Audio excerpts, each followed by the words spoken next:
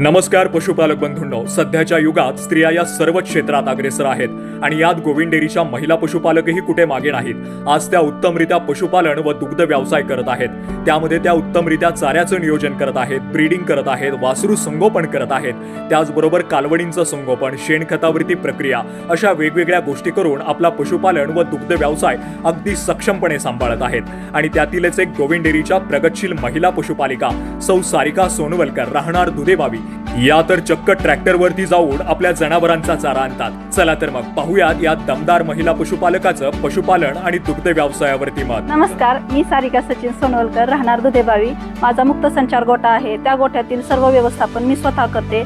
चारा आणणे, पाण्याचं व्यवस्थापन, कुटी करणे, ट्रॅक्टर मी स्वतः चालवत असल्यामुळे मी ट्रॅक्टर घेऊन चारा मका वगैरे घेऊन येते, कुटी करते आणि धारा सुद्धा काढते। लाईट वगैरे नसली तर मी हाताने स्वतः धारा काढते। आणि नंतर मुलांचं शिक्षण बघत स्वतःच्या घरचे म्हणजे सासू सासरे वगैरे आहेत त्यांचं पाहत मी गुरांच्या गोठ्यातील सर्व व्यवस्थापन मी स्वतः करते। माझी अशी विनंती आहे की महिलांनी या दुग्ध व्यवसायाकडे वळावं। मी करू शकते तर इतरही महिला करू शकतात आणि यातून खूप फायदे आहेत, प्रगती होऊ शकते आपली।